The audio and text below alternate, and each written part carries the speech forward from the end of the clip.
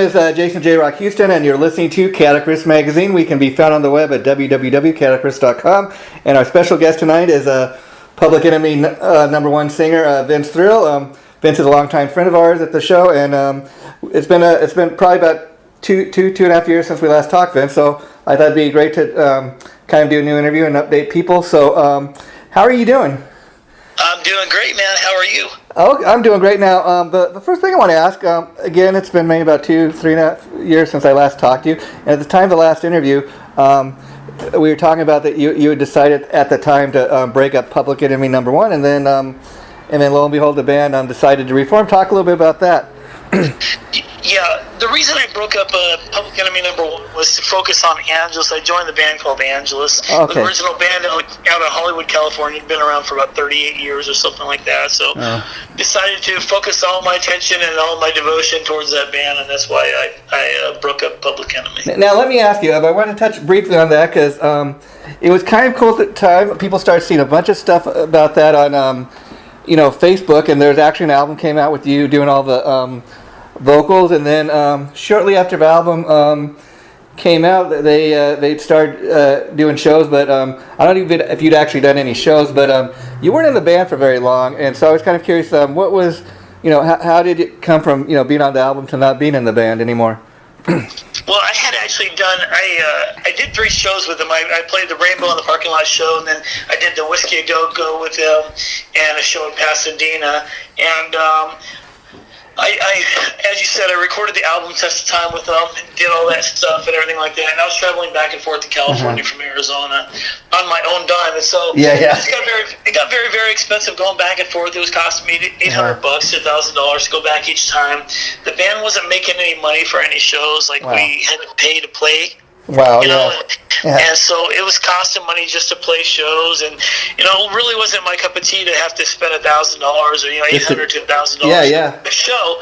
So it got very, very expensive after that, and chipping in to help record and stuff like that, man. It got so expensive. I was like, you know what? I could stay here in Phoenix and record my own original stuff. Yeah. And so when I talked to Dale, who's the founder and guitarist of Angelus, I told him, I said, I think I'm gonna just part ways, and I'm gonna go back to record my own stuff here. I want to do original stuff, and I wanted to write my own stuff. I have a lot of material in the works that I've been putting together, and so I said, I want to bow out gracefully. We had a CD release party coming up that Friday. I told him on Tuesday, because I didn't want there to be any surprises. Yeah. And I told him on Tuesday, and he said, you know what? If you don't want to do the CD release party, why don't you just leave right now? And so I said, fine, if that's the way you want to do it, man. That's the way you want to do it, then I'll bow out right now. But I went ahead and threw my old band Hammerhead together in 3 days and played that show. So the venue didn't go without a show that night. We went ahead and took the place of Angelus being there, which it kind of sucks because a lot of people were looking forward to seeing Angelus play that night and doing the CD release party, and so those people missed out. But it is what it is. That's the music business. Yeah, brother. it's kind of interesting. I'm glad to get a chance to touch base with you on this because me, like a lot of people that have been kind of following that band, I guess you said the name is Angelus. A lot of people were under the impression it was called the Angels, or that's kind of interesting. But because I wasn't aware of that was actually the band's name.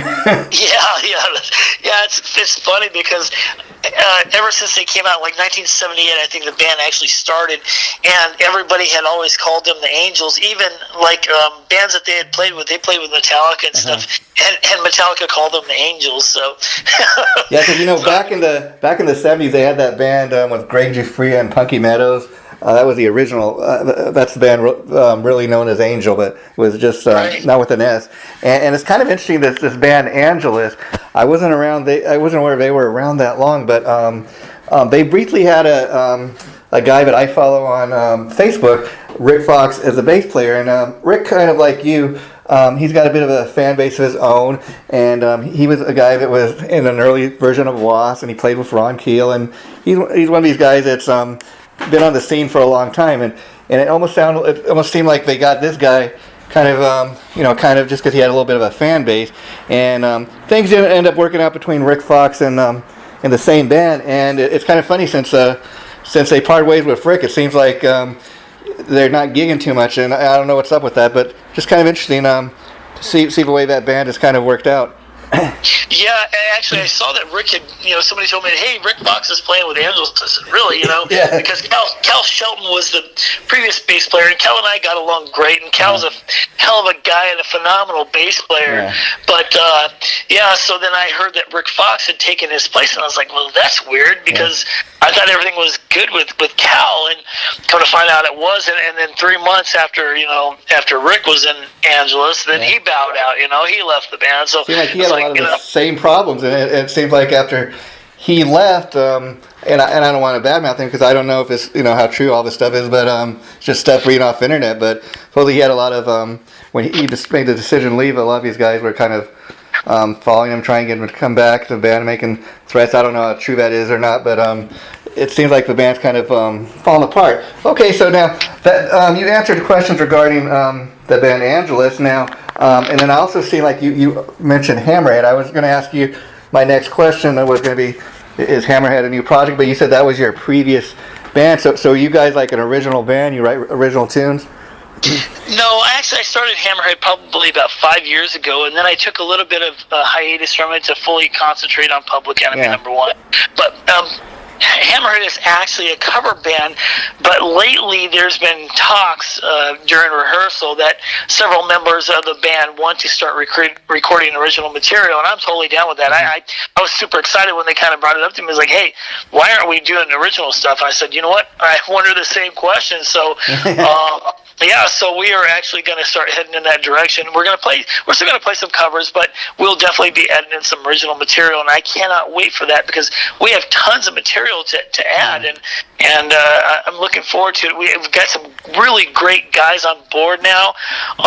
Peter Beck, his nickname is Riot, but we got him, and then another guy named John Iorio and Greg Davis, and our drummer is Donnie Matthews from another band called Dead West. So that band is really, really solid, full of top-notch musicians, man. And I mean, it's going to be good. I'm really excited that these guys said, "Hey, let's go this direction." Now let me ask you. A lot of people like me know you from your Motley Crue tribute band, based out of Arizona, Public Enemy #1. That's what you've been known for doing for years now.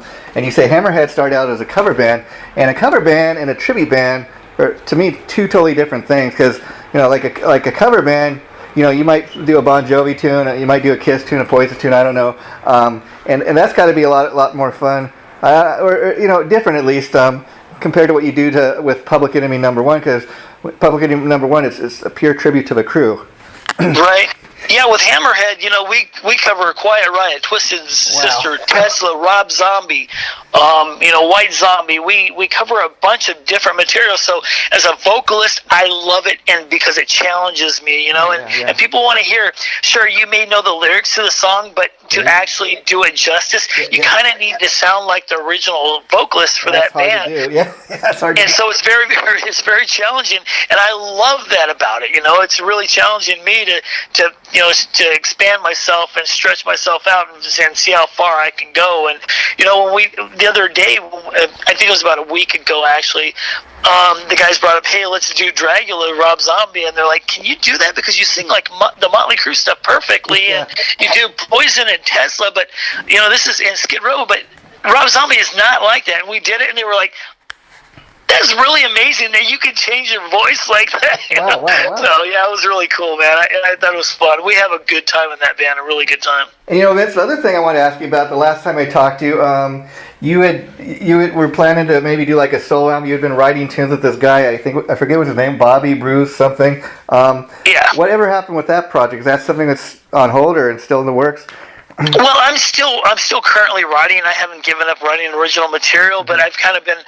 I was going to put out an EP myself, but I've got enough material that I could do that. Yeah. But also working with these guys in Hammerhead, man, it's like we have a. I would like to take the 6 or 8 songs that I think are ready to go and add another 4 with them and put out an LP with those guys. I think that would be really, really cool. Yeah, I really, I don't know what financially that would cost, but I think that would be the way to go for a simple fact. Me as a music fan, I miss the days of getting a full-length album, if you know what I mean. A lot of bands today, they're like, people aren't buying CDs. We're just not going to write or record any new music, or we're just going to live off our catalog of music. So, first of all, the fact if you're even recording new music, that's a cool thing for your fans.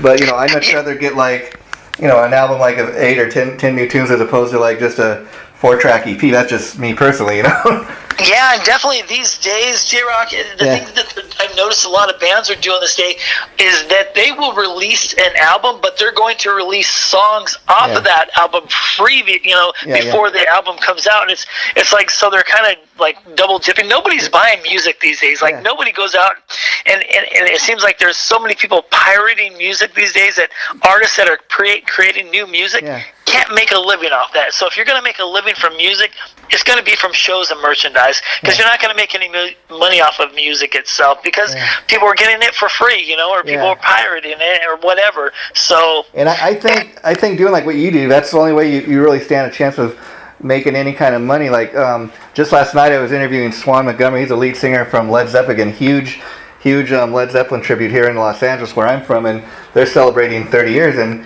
that's awesome. He's just released like a solo album, and it's a little different than what he does with Led Zeppelin. But he was telling me, he's like, it's kind of hard to kind of sell music these days, but because of what I do, and Led Zeppelin has been so successful over the last 30 years. We do sell merchandise and T-shirts and CDs and stuff. People buy when they come to the shows, and so he's already got kind of that built-in fan base like you, and it makes it cool that people that might go to see a Led Zeppelin show, if he sells a solo album at one of those shows, people might buy it, and today, it's funny because guys always ask me, they're like, well, a tribute band doesn't make that much money, but they would be very, very surprised at what tribute bands got. A professional, top-notch tribute band can make serious cash, especially if you wanted to tour around the United States. I mean, you could probably play 4 nights a week. Yeah, it just depends on the band. I'll give you a couple examples. You probably have heard these stories, but like, there's another tribute band out here in LA, the Iron Maiden's all-girl Iron Maiden tribute band. But the thing is, they've not only just toured here in Los Angeles, they've taken their show like worldwide. They played Russia and Mexico, I think even Japan and Germany. And like you said, some of these bands have been around long enough. And thing with like Iron Maidens, it's a female band, so they kind of got that added tie-in thing. It makes to make it a little more of a unique band, if you know what I mean.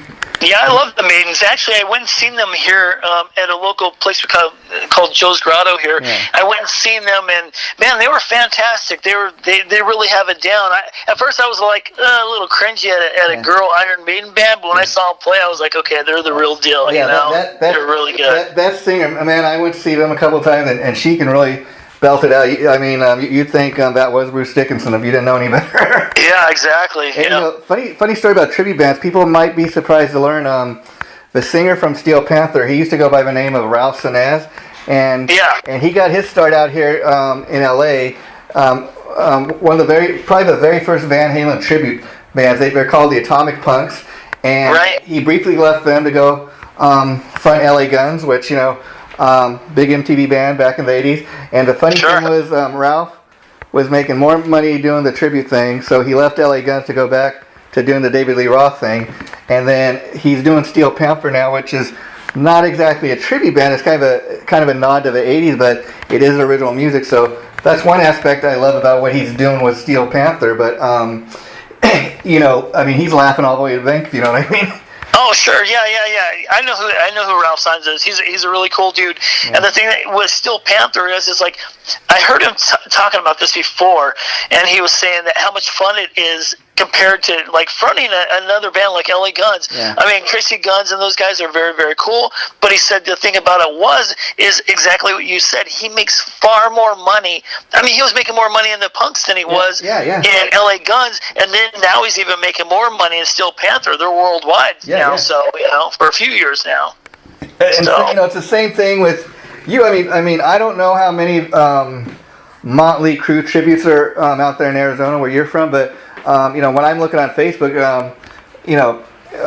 Arizona bands, you guys are the primary Motley Crue tribute that comes up, so you have quite a following there, and that's why I think whatever you do with Hammerhead, or if you do decide to release a solo album or anything like that down the line, I do think you have enough of a fan base that people will buy that stuff. Yeah, it's really good. I mean, that's one thing I think we're really blessed with, or I'm blessed with, is that the fans have followed PE1 for a long time. I mean years. It's been in existence for over 8 years now, I believe, something like that. So it's been in existence for a long time, and members have come and gone and stuff like that. But I mean, I started the band, so I'm the original member of it. Yeah. But people follow it. I mean, and it's like when you lose the vocalist of a band, you kind of lose the band. Yeah. I don't know if that's like fair to say, but it's really true. It's like when the vocalists change, people know. I mean, it's kind of like if you look at Van Halen. Okay, they got lucky. The first 2 times. I mean, like if you look at the classic stuff they did with David Lee Roth and Sammy Hagar, 2 totally different types of bands. People love it or hate it, but they had enough of a fan base that they were able to carry on for years. And then, as great of a singer as Gary Cherone might be, for whatever reason, he just did not work out in Van Halen. He lasted only 1 record. Exactly. And that's nothing against Gary, but maybe he just didn't fit in with the Van Halen style. Yeah, it's true. I mean, it's like, well, you still have Eddie Van Halen in the band, and Alex Susanna, so you've got still some pretty The guys foundation. pretty popular guys that everybody knows in the band. But if you have a band such as like a band like Quiet Riot, when you only have Kevin Dubrow back on the drums, it's really not Quiet Riot anymore. And I don't think anybody could ever take. I mean, Frankie Banali back on drums. If you take away Kevin Dubrow, you kind of lost Quiet Riot. Carlos Cavazos is awesome, and Frankie Banali is a great drummer. But when you lose that front man, it really hurts the band. When you, especially in a band like that. I mean, and the thing about it is, I think that's why, since Kevin Dubrow passed away, they've gone through like 7 or 8 singers. That's why it's taken them this long to find the James Durbin, the guy from American Idol. No, it's tough, and it's tough for the fans too to accept a new person in there after. People said, you know what, you should front Motley Crue, and I go, you know what, if you're talking about trying to take over a band that's been in existence for 38 years, you're going to think anybody's going to step in there and be able to have the fans accept them right away. Yeah, I may sound a lot like Vince Neil, but if you try and take his place, people are not going to take that lightly. They're going to be like, all right, well, you're the new guy, you're the new singer. It's not Motley Crue anymore because Vince Neil's not there. Well, even though it's funny you say that because one of my all-time favorite bands, Boston. They were real huge in the '70s when the original singer committed suicide. A number of years ago. They briefly had Michael Sweet fronting the band. That then, when he decided to go back to Stryper, they actually got a guy from a Boston tribute band that was he already knew how to do a tune. Same thing with Journey. When Steve Perry didn't want to come back, they got this Filipino guy from a Journey tribute band. And same thing with Tim Ripper Owens. When Rob Halford was not in Priest, they snagged him for Ripper a Jones. tribute. Yeah, just amazing. Now it's funny you were talking about Motley Crue and somebody else going in there to replace Vince Neil. I was laughing the other day, cracking up. In fact, when you and I were talking the other day, setting this up for tonight, I seen you conversing with other people online that thought you were actually Vince Neil, talking about how you killed Razzle and how can you live. I'm like, really? Wow. These people. Yeah, they sent me instant messages. I got 2 of them. It was like right back to back. Some guy said, I can't believe that that you would go and I watched the movie The Dirt and I couldn't believe that you actually killed Razzle and you didn't feel bad about it. I go, hey man, I'm not Vince Neil. I mean, look and he like goes, him. No. I don't even sound like him, but. Yeah, and he goes, no. I've seen the movie. I know who you are. I don't know why you're trying to pretend like you're not somebody. Like you're not Vince Neil. Okay. And I go, listen. Look at the music, explicit lyrics. I'm like, hey, listen, I'm not. I'm not that guy. And so, and he goes, no. And so I'm blocking this guy. This guy's strange. And then right after that, some girl from England is like, I just, I watched the movie The Dirt, and me and my husband were talking, and we found out what a bad person you are. Like, you didn't care about Skylar, and you didn't. I'm like, hey, lady, I am not Vince Neil. I'm Vince Thrill, not Vince Neil. Yeah. That just got to crack you. And now, that's the other thing I want to talk to you about, the Dirt movie, because that, as far as Motley Crue fans, that's a big thing going on these days.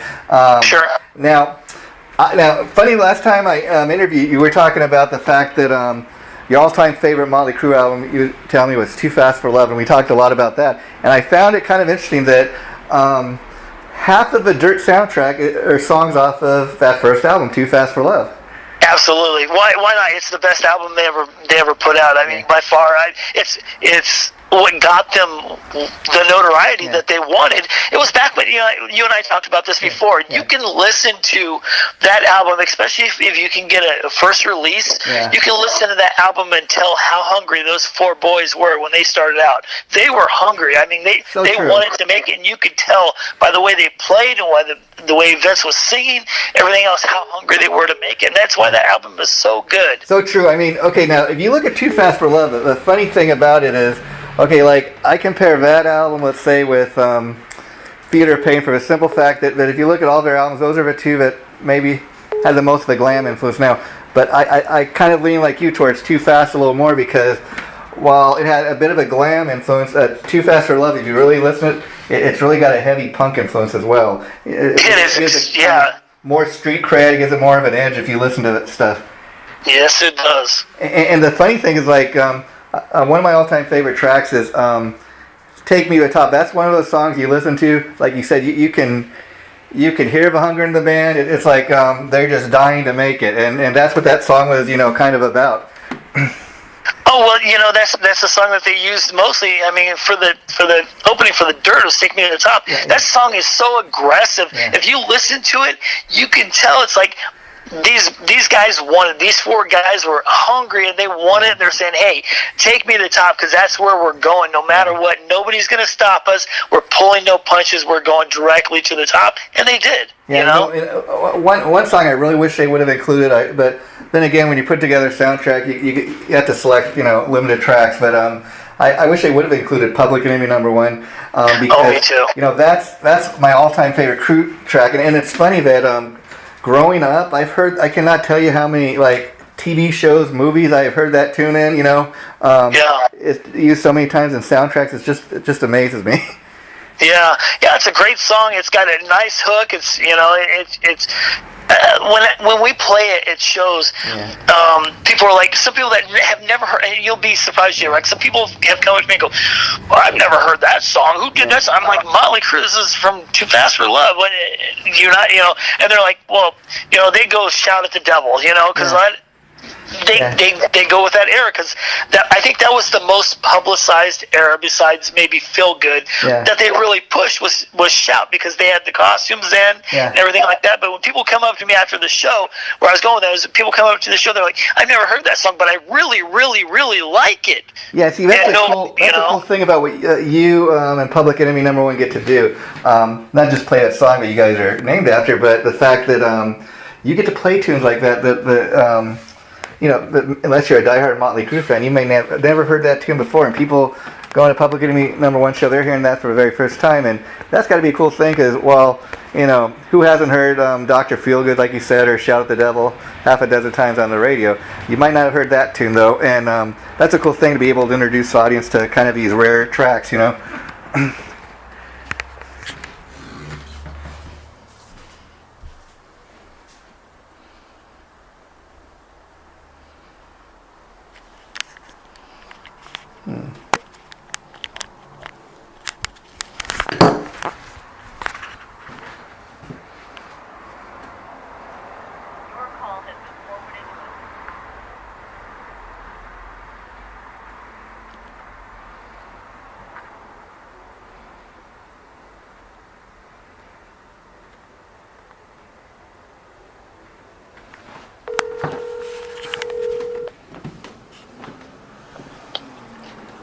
Hey, Vince? Yes. I don't know what happened. The call dropped, but okay, getting back into, as I was saying, it must be cool to be able to be in a tribute band like what you guys do, and be able to introduce the audience to like a rare track like Public Enemy #1 that they haven't heard us say many times is Dr. Feelgood or Shout at the Devil. Right. Yeah. Yeah. Yeah, there's stuff like Merry Go Round, some great songs and some great tracks that never get played, and so it is fun. It's like we're expanding the catalog even further than we have ever done before now. So we're opening up to playing some. What we're going to do, and I'll tell you, we haven't told anybody this.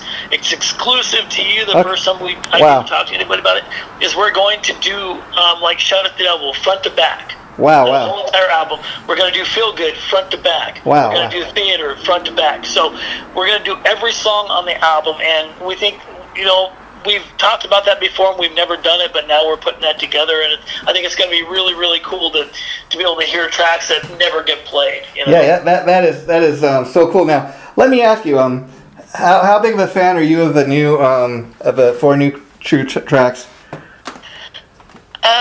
You know what?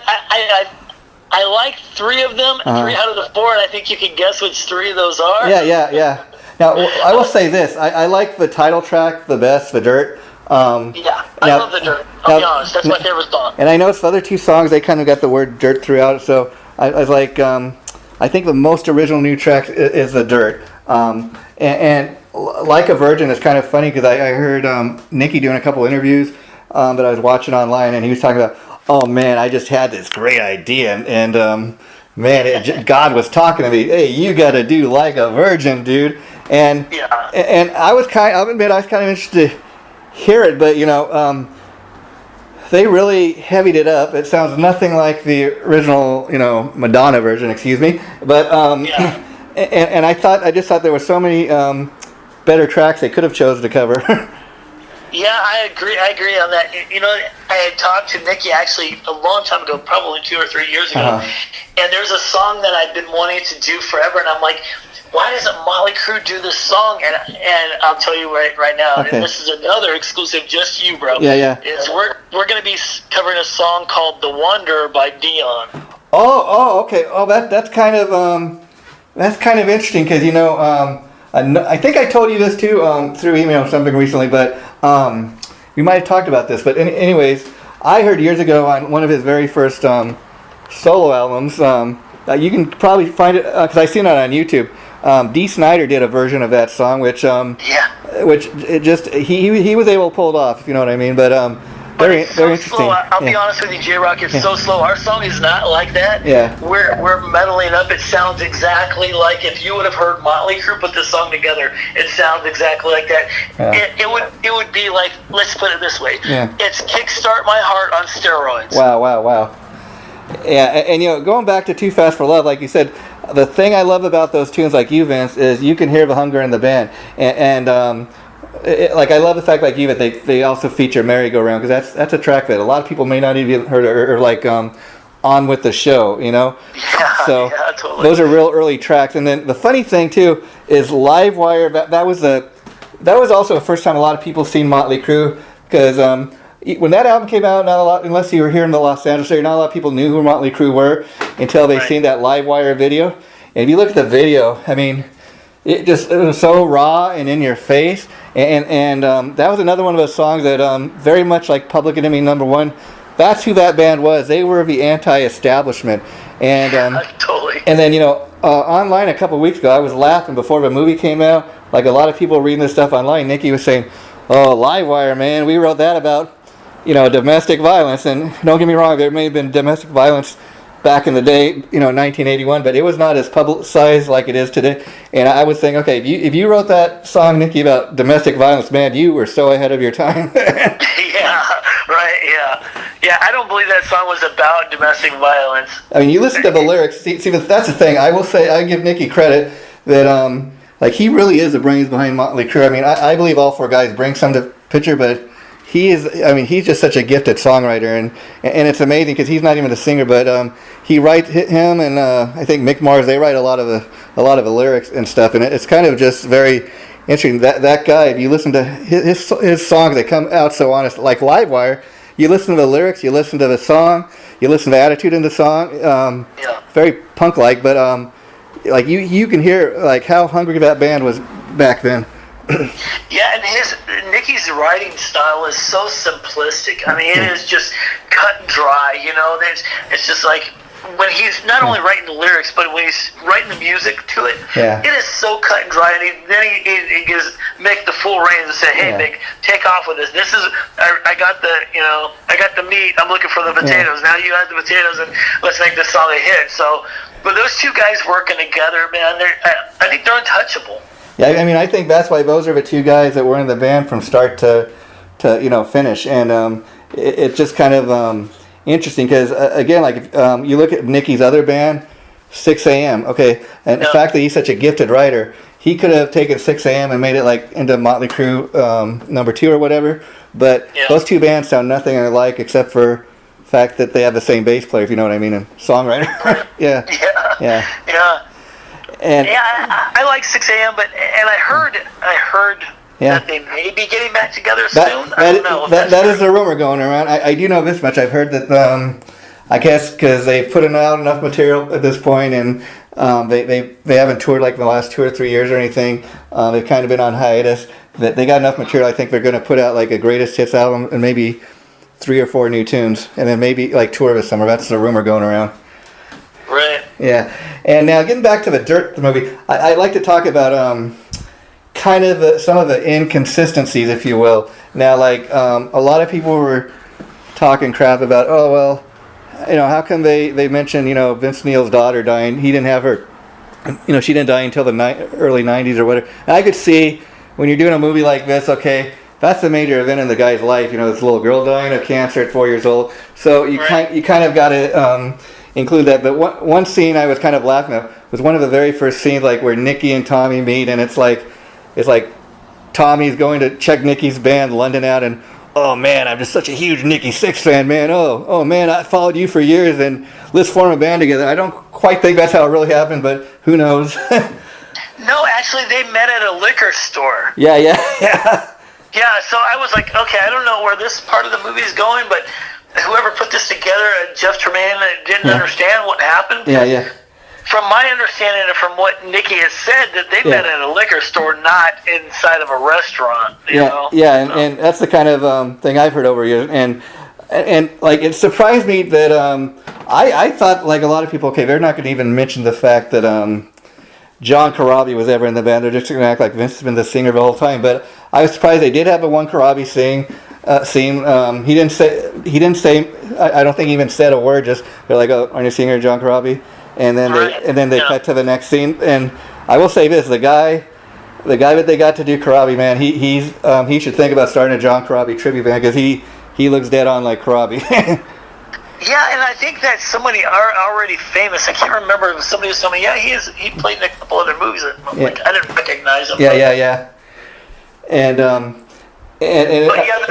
the thing that they used when Vince's crash happened, they used a Corvette versus a Pantera, which was kind of like that. Kind of threw me off. And then when they show Mick Mars playing an Epiphone versus a Gibson, that was like that's wrong. I thought some of the best scenes were actually like at the end credits. I loved how they kind of you could see like they had pictures and scenes of the original, the actual guys, the actual Motley Crue guys versus the guys that played in the movie. Yeah. Now, what did you think of the overall movie? I thought for what it was, being a Motley Crue fan like I am, I thought it was a pretty decent film. I didn't have too many complaints about it. I think it was pretty good, but I think I'll be honest with you. You want my honest opinion? Yeah. That's why we're doing this. I think it was rushed. Yeah. I really do. I feel that it was rushed, and I think it should have been a mini-series versus trying to put an hour and 47 minutes into 38 years of these guys' lives. It felt rushed in that way, that they were trying to cram so much in there, but they left out a lot of important details that they should have either done a 2-part series or a mini-series, but an hour and 47 minutes is not enough to tell the lives of guys for 38 years. And again, let's remember when Vince Neil wasn't in the band anymore, and they weren't the best of friends. Okay, now the way it's duplicated in the movie is not what actually happened in real life. I mean, for example, you have that little scene, when they get together in the movie, and okay, it's time to do a reunion. Vince's Vince's daughter died, and they, oh man, we're really sorry your little girl died, and this and that. Hey man, we miss that. That's not actually what happened. I read one of Nicky's books where he kind of, years later was like, man, I can't believe what jerks we were. We didn't even call and tell him we were sorry that his daughter died, man. And I think, at first when the band got back together, Tommy was still feuding with Vince, and he didn't want him to come back to the band, but they made it look like, oh, they were just the best of friends, and oh, we missed each other. Let's get back together. And that's not even how they met. They showed them like meeting at a bar and talking about it. They actually met in the boardroom, and they had to force them to go in there together to talk. Yeah. Tommy showed up as the last one. They didn't even know if he was going to show, and then Vince didn't show one time. So that thing happened several different times of them trying to get them back together. Yeah. It wasn't as the movie portrayed. And then, and then a couple other things I noticed was, while I was surprised they even had a John Corabi scene in there. Okay, I give them credit for that. But then there was no mention that Tommy Lee had ever left the band to become a rapper or anything like that. No mention that he had ever been married to Pamela Anderson, or that he was arrested for domestic violence or anything and spent time in jail. I thought, okay, they erased, they just forgot to mention a lot of stuff. But again, it's you can't include everything in the movie, I guess. But I felt they left out some real major key points. And I think the timeline actually was wrong, because I think they actually put Skylar passing before the Feel Good album, and that did not happen. The Feel Good album was in '89, as you know. Yeah. Well, and Skylar died in like '94. Yeah, you're right, because that's the point I was trying to make with including that in the movie, because a lot of people brought that point up that she wasn't even born until early '90s, and I think she died around '95 when his second solo album, Carved in Stone, came out. And if I remember, at the time, the album was delayed from being released because of what he was dealing with. And then he also ended up writing that song, Skylar song, dedicated to his daughter. So you're actually right about. But like I said, I guess they decided, okay, that's a pretty major thing in this guy's life, so we're gonna have to find a way to include it in the movie. Yeah, I almost wish too, J-Rock, that they would have actually included his son Neil. Yeah. Like, they didn't include any of his other kids. Like, not even a glimpse of them. Anything. Yeah. You're so right about that. And then if you anybody watch the movie, you're gonna think that Heather Locklear was the love of Tommy Lee's life, and maybe at once upon a time, but he's been married 3 or 4 times since. Yeah. Yeah. But I think the way they started the movie off with Bullwinkle in the living room was pretty hilarious. Yeah. I think that was a great start to the movie.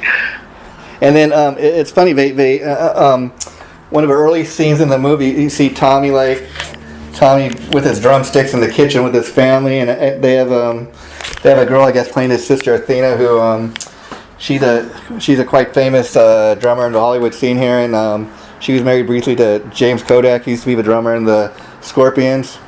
Right. Yeah, but I thought overall, like you said, it was a good movie, but for what it is, I mean, I do feel it was, like you said, in spots a little rushed, because there's, and then so not only do they not mention the fact that Tommy Lee never left the band, they never mention the fact that Randy Castillo was ever in the band. I thought at the very least they could have. I think that was an important part that they missed. I mean, they should have paid respect to him, even if it was a little blip of a part. Yeah, or even I thought they could have at the very least had some kind of tribute as a creditor, or in memory of Randy, or thanks Randy, or something like that at the end of a movie. Exactly. Yeah. Yeah. And I guess a lot of the stuff they just over. And the funny thing, if you remember now, when the band went on their final tour a couple of years back, they're like, oh, we're never gonna get together. We're never gonna go on tour again. We've signed a contract, and if we do a tour, our fans, they're more than welcome to sue us. And I thought, okay, there's got to be a loophole in there.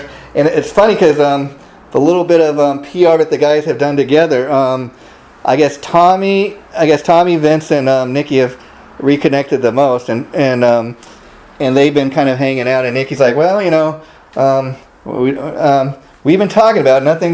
Nothing's definite. There's no definite plans, but who knows? So well, I know that they signed that agreement that they wouldn't tour together, but I think they're going to do it. And maybe I'm wrong, but I think they're going to do a residency next year. Yeah, it'd be hard not to do something for a simple fact that since this movie has been released, okay, not only is it Dirt soundtrack, I don't know if it's got #1, but it's top 10 album. It's selling pretty well. I don't know how well. I guess the movie's been doing pretty well. And then the book, the Dirt itself, I was reading the other day online. They were saying that that's back on the New York Best Time Sellers list, or it's started to sell really well again. Right, I'm sure, yeah. You know, the thing about it too, J-Rock, is we're getting a lot of requests right now to go play too because of the movie. Yeah. I mean, we have a show coming up next month, and we were requested to play before then, kind of had some changes going on. But we're getting tons of requests to come and play now. And it's funny too, because you said all the tribute bands in Arizona, there used to only be 2 tribute bands. It was us and one more in Tucson.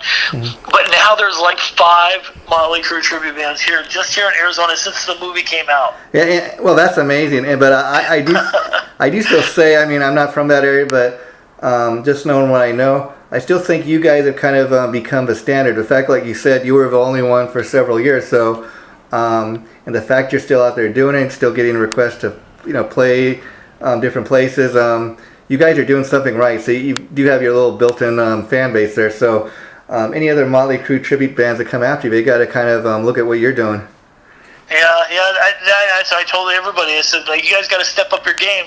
I've been doing this a long time, 12 plus years, and if you want to do this, you better be bringing it full course. Otherwise, people are not going to take kindly to a half-done Motley Crue tribute band. You better be bringing it. So. And so I guess in regards to the other band, Hammerhead, that sounds pretty cool that you guys are working on original material now. Like I was saying, Public Enemy #1, it's kind of your day job. It's kind of what you got, your notoriety, your little fan base there that allows you to do what you're doing. Now, could you see a day like where you would not do both? Like, let's say if Hammerhead was to take off, who knows? But I think there's a place for you to do both. Yeah, I think there is, because we don't. I mean, with a tribute band, you can't play out every weekend. It's not like a cover band where you can go play different bars every weekend and do different set lists. With a tribute band, you play very sporadically, and I've seen a lot of tribute bands fail because they want to try and play every weekend, and so people go, "Oh, okay, well, if they're going to play this weekend, I know they're going to be they're going to play again next weekend, so it doesn't matter if I go to their shows." So then they start failing. People quit going to their shows altogether, and they're like, why did we fail? Well, you cannot saturate the market. You cannot play every weekend as a tribute band. You just can't do that. And now, like with Hammerhead, like you do a lot of covers right now, but could you see a time when you guys would like do only original tunes, or maybe like just to start off with, you might do mostly covers and then throw in a few of the original tunes, and people might not even know those are original tunes unless you tell them? Yeah, that's it. That's the thing too. Is like we're looking to play Rocklahoma next year in the M3. Yeah, so we're looking at those big festivals, and for us to get there, they don't allow cover bands there. Wow. So that's why we've gone in an original direction. I've talked to a couple people that run those different events, and they're like, "Hey, Vince, you put an original band together, we will get you here. We promise you that. We love you, and we want to see you, in an original band. And if you do that, and you send us some material, we will book you for next year." Oh, cool! How cool is that? Now, now let me ask you. Like we were talking about the Dirt and the soundtrack. I love all the songs they've got on there, but like. Would you ever consider, like, just to give your fans a little something, special, a little extra, maybe like doing a version of a Dirt live? The Dirt is going on it's going on the set list already. It's already on there. Oh wow! So how are fans reacting to that? That's got to be a pretty cool thing. The thing about it is, J-Rock, is we haven't played it yet, so it's going to be a big surprise. Like, you're the first one I've even told about that, too. So, wow. You're my buddy, and so it's like, what, there's not too many people that know that we are putting the Dirt on our set list, but it's definitely going on there. And this interview probably won't go up for about another week or two, but that's a good thing. Maybe, but by the time you play it, people will have heard it. Yeah, definitely. Yeah, and so we were talking about like Too Fast for Love's your all-time favorite. Now, Shout at the Devil. See, if you go back and look in time, now think for a minute when you heard Too Fast for the very first time, and that's kind of your image of Motley Crue.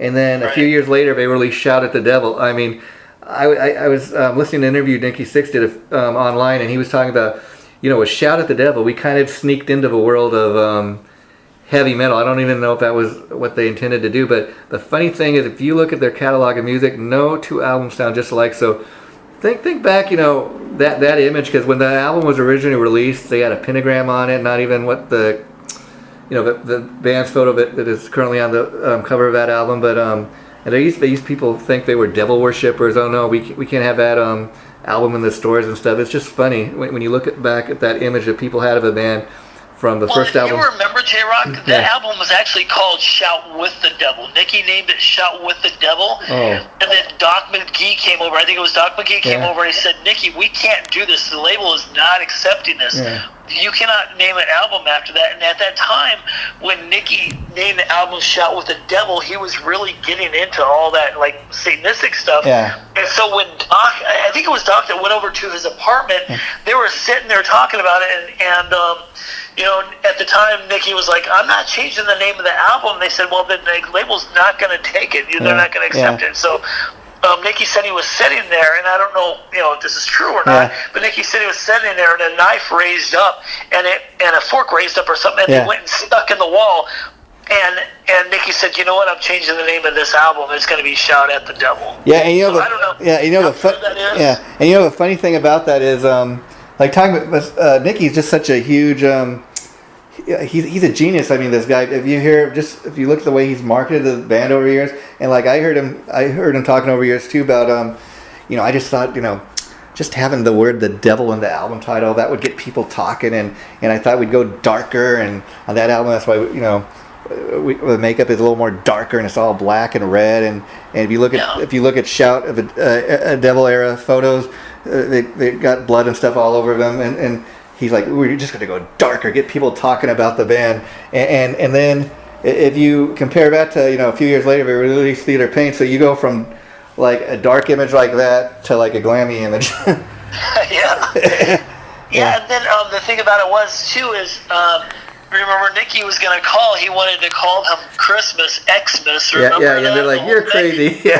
To get people talking, which that is actually that's a great marketing and strategy tool to get people talking. If you Google this day and age, if you named a band Christmas, it would come up if somebody typed Christmas in. So you're going to get a lot more hits. And I like the way that Nicky thinks out of the box. He's a very good marketing manager, and he knows how to get people talking. I mean, I think that's one of the reasons Motley Crue's been around forever. Is Nicky is the brains behind Motley Crue. He's the one that keeps them relevant. Yeah, he really is. And the interesting thing, if you really look at Theater of Pain, okay, I would say of all the albums to me, that's the one that is not really stood up the best. And I'll tell you why. I mean, I can give it a list, and it's all right, but it's not one of my all-time favorites. And I do think maybe the two songs they released as the singles, those are probably the best two tracks.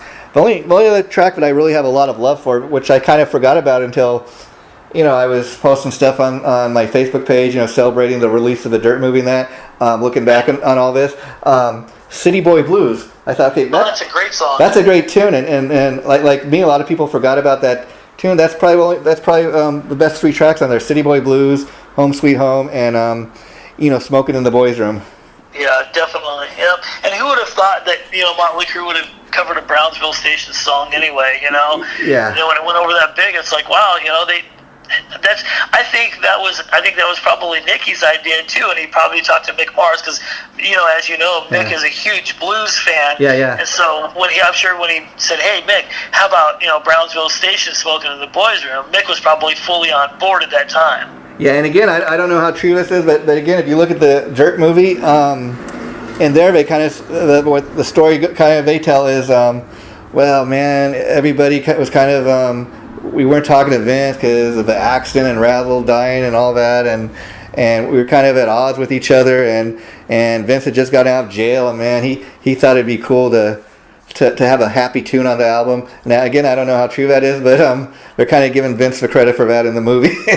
Yeah, well, that's cool. I mean, as long as somebody got the credit. But to me, I almost think that had to do with something with Mick Mars because, as you know, currently, I don't know, maybe you know or maybe you heard, but he's working on a blues album.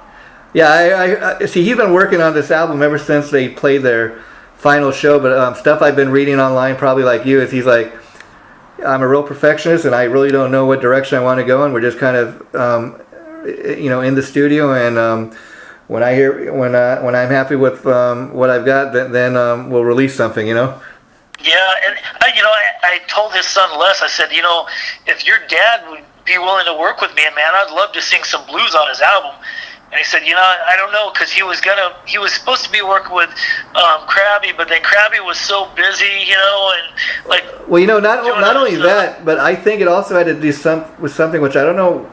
Because John Corabi didn't sign the contract, but supposedly when they signed that contract, that they would never play live again or anything as Motley Crue. I guess supposedly Nicky got wind that he was having Corabi on his album, and he's like, no two members of Motley Crue are supposed to work together. Collaborate together, yeah. And it could be true. Yeah, and it's kind of you mentioned Doc McGee, the original manager. That was the other thing I kind of was tripped out on in the movie. That there's a scene where he says, "Oh, hey, I'm Doc McGee. I managed the Scorpions and Skid Row and Kiss." And he didn't manage any of those bands until after he managed Motley Crue. Yeah. And he said Motley Crue was the worst of all of them. I don't know how. Yeah. I don't know how he did it, and I managed all these. Yeah, because you're right. He did not manage those other bands till after he managed Motley Crue. Yeah. So that was weird. That was weird. And I thought overall the movie was all right for what it is. I mean, I'm hoping maybe if they release it on DVD that we'll get a little maybe extras to go with it. Yeah, and I think the actors. I think if I had to say who did the best, was definitely what is his name, Machine Gun Kelly or whatever it is. Yeah. And he did Tommy justice in that movie. I think he did a really, really fantastic job in his part of portraying Tommy. The other actors were okay. I don't think the Mick actor was probably my least favorite. I would agree. I mean, I'd say two that I thought were really really great were the guy who played Tommy, Machine Gun Kelly, and the guy that did Nicky. I think he did a decent enough job. Absolutely, I'm bored with you 110% on that. Now Vince, kind of with the guy with Vince. Okay, you could tell because that's the blonde guy in the band. Okay, that's supposed to be Vince Neil, but it was kind of like, we'll just find a skinny blonde guy. Yeah. And then I think too they could have had more about Mick Mars. I mean, maybe like in the real Motley Crue in the movie, he was kind of in the background of the movie, so to speak. Well, when he found out he had, one part I missed out of the movie, I'm like, they should have put that in there. Yeah. Do you remember when he found out he had AS and he was going through all the pain? He was stuck on pain pills. Yeah. And he kind of locked himself away in his house, and nobody knew anything about him. I think they should have put a little blurb about him in there, but maybe Mick didn't want that in there. Yeah, who knows? Yeah. Now, it's kind of interesting because he's gone on record talking about it, and that's kind of the one thing I picked up. Because see, the little reunion scene that they had about, hey Vince, we're sorry your daughter died, and hey man, let's get back together. We really miss having you in the band and all this, and let's be buddies. We're brothers and this and that. That was actually around the same time that I heard Nicky talking about. I remember at the time, nobody had seen Mick in months, and I got worried. And me and the manager Alan Kovac, we couldn't get a hold of him. So we show up at his house, man, and he is locked up in his place, and he looks like we just couldn't believe how he looked. Right, yep. I remember the whole thing. And then Mick was even. They didn't show anything about that. Yeah, and I remember at the time Mick was even talking about. Yeah, man, Nicky saved my life. If they would not have shown up that day, I don't think I'd even be here. Right. Yeah. And so I thought overall it was a decent movie. Yeah, I think it's getting really good reviews. So I mean, there was a few people that gave it bad reviews, but I think overall, I think it's got pretty good reviews. Nicky was a little pissed off. I read some little blurb about he was talking about somebody gave it a bad thing. Bad rap, and I said, hey Nicky, when have you gave a shit what anybody thought before anyways? Yeah. those guys are cynical assholes, don't believe what they say. And he responded back, he actually liked my comment, this thing. So I thought that was cool. At least he knew, hey, man, don't worry about it. Don't fret the bad stuff. Look at the good stuff. They're the ones that said before, any bad, even if it's bad news about them. People are talking about you. People are talking about attention that they get, even if it's bad, who cares? You're getting attention, so. Yeah. And, and I will compare it for a minute. Like, I hope the success of a Motley Crue movie, that maybe they'll have other bands make movies like that. I mean, I don't know about you, but I like the Queen movie. I mean, a lot of people had a similar complaints because where the Queen, if you think about it, Freddie Mercury didn't die till like 1991, and where the movie ends is kind of where they make their last live performance at Live Aid, which was 1985, and so there's quite a bit of time missing in there. But again, I guess they kind of were like, okay, this is the time the band we're going to concentrate on because we only got 2 hours or whatever to include here. But I thought they did a fairly. I mean, one thing I'll say about the Queen movie, I thought the guys actually looked the parts. Like, for example, the guy that plays Brian May. I mean, even the Freddie Mercury guy. I think not only did they look the part, but they sounded like the actual guys, just their talking voices and stuff. Oh yeah, definitely. Let me tell you this, Sherrock. If they do another movie like that, like an autobiography kind of movie for these bands, I would love to see them do one for Judas Priest. Oh yeah. I mean, there's so many things that happen in there with Tim Ripper Owens in there, and then Halford going out on his own, and then other guys leaving the band, coming in and coming out, and then all the things that they've been through. Man, I could only imagine how cool that movie would be. Yeah, and it's kind of interesting because K.K. Downing's been out of the band for a number of years now, and he put out this book, and I guess him and some of the guys aren't getting along anymore, and then he was making comments online recently that he thinks Tim Owens is a better singer than Rob Halford. I don't know what you want to say about that, but they're putting their business out there. I wouldn't agree with that. I mean, Halford just has a range that I've never heard anybody ever sing at before. I mean, I love Ronnie James, but if you put him, I think he would probably even admit to this day that if you put him in, they both have their own styles. Yeah. But if you're talking about a vocal range, I don't know of anybody else that has that kind of range that Halford does that's so clean. Yeah, I've heard guys hit those notes before. Not that clean. I will say maybe, like you mentioned Dio, I thought he was pretty good at what he did. Maybe Bruce Dickinson. That's maybe Tom Araya. That's the singer from Slayer. Right. Yeah, but I don't think too many people besides those guys. And see, I've seen Ronnie James Dio live maybe 3 or 4 times, and I'll tell you the amazing thing about seeing him. He was a pretty gifted singer and songwriter in his own right. Let's be honest. But the amazing thing seeing him play live is you realize that when you're watching him on stage, he's this little tiny guy with this powerhouse, vocal range. Yeah. Well, I didn't realize, when I was growing up in the 80s, I didn't realize how short. Ronnie was. I mean, until I see him actually on stage, I'm like, oh man, he's barely 5 foot tall. That's what he looked like to me. I think he was like 5'3", right, something like that. Yeah, and it's amazing. And you stop and think about stuff like that, and you realize what they can do in photos. That I'm sure there's a way, like when they're taking the photos, to not make him look so short in the photos. Yeah, but it's just amazing. Well, Vince, I really enjoyed talking to you. Let's keep in touch, and like I said, this interview will be getting posted maybe within the next week or two. I'll let you know when it goes up, and as soon as it does, you're more than welcome to post on any of your sites. What I'd like to do maybe as a follow-up interview, maybe in a few months, is once you get the band Hammerhead really going, let's do an interview really kind of to promote that and really talk in detail, and we can maybe talk about some of the songs you guys cover. Okay, cool. Would you mind if I brought the other guys in on that? I'd love for that. Well, that would be cool too, because then we get the whole band's profile. What we can do, even though it's being done over a phone, you can just kind of hand the phone around and do it that way. And I think that'd be cool, because I always love doing that. Talking to more than one guy in the band. That way you get kind of more than just one guy's perspective. Take on how things are going and how they feel about the band. I think it's it's cool to talk to the singer and the vocalist about it. But I always ask these guys too, man. I always tell them, I want your guys' input, and they're like, why? You're the singer. You run the band. I'm like, nah, this is not just me. This is not the Vince band. Now, let me ask you one more thing, Vince. Yeah, let me ask you one more thing before we wrap this up, because it's kind of just popped in my head.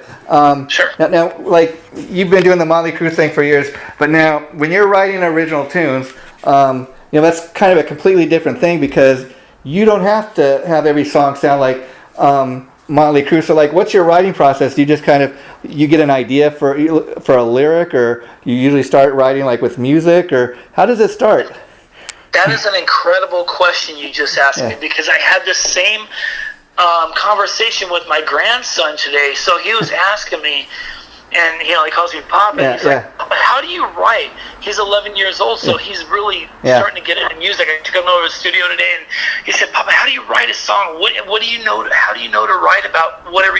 I said, I write about everyday life stuff that happens. So if I'm having a bad time or a bad day, I usually write songs like that. And I said, if I'm having a good day, then I write things that are good, or something's bothering me that's going on in the world right now, I write about that. But as far as vocal style, I think my style, it doesn't change too much. If you listen to the stuff that I did with Angelus, everybody always says, you got a new Vince Neil singer in your band. There's a song you had online, and I think this is an original tune. It's called "If Rock Is What You Want." I kind of dug that. That was like kind of sound like an anthem type song to me. But I think like a lot of stuff like that people could get into.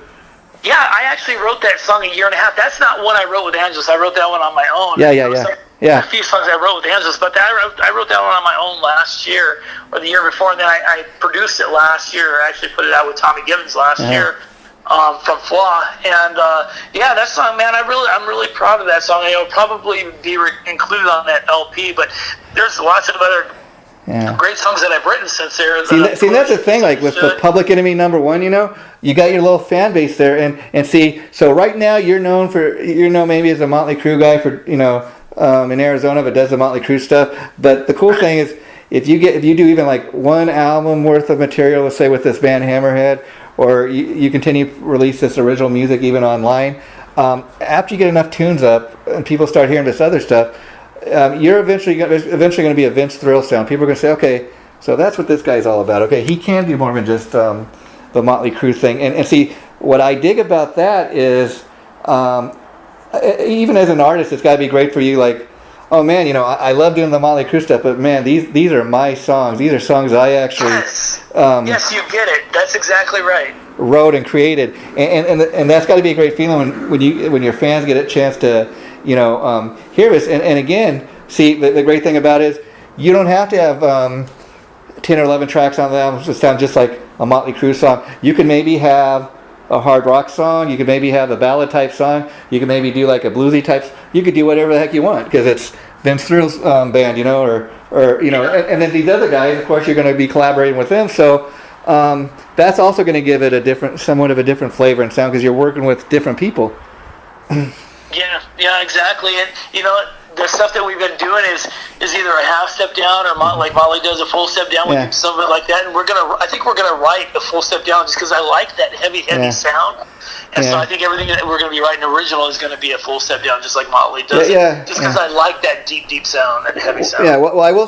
Before we wrap this up, Vince, I will tell you this. I'll give you something to think about. So, sure. So whenever you're ready to do that, it doesn't have to be tomorrow. It could be a couple months from now. Whenever you're ready to do the interview about Hammerhead, what we could do too is maybe you start posting some of the songs, or even just some of your original songs.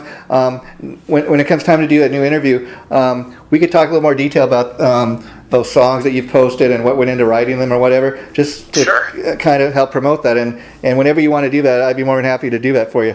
That would be awesome. I'd love that, J-Rock. Okay, well, thanks again, my friend. We'll talk again. I'll let you know when the interview gets posted. Thanks so much, Vince, and take care, my friend. You too. Thank you very much, J-Rock. Okay, bye-bye.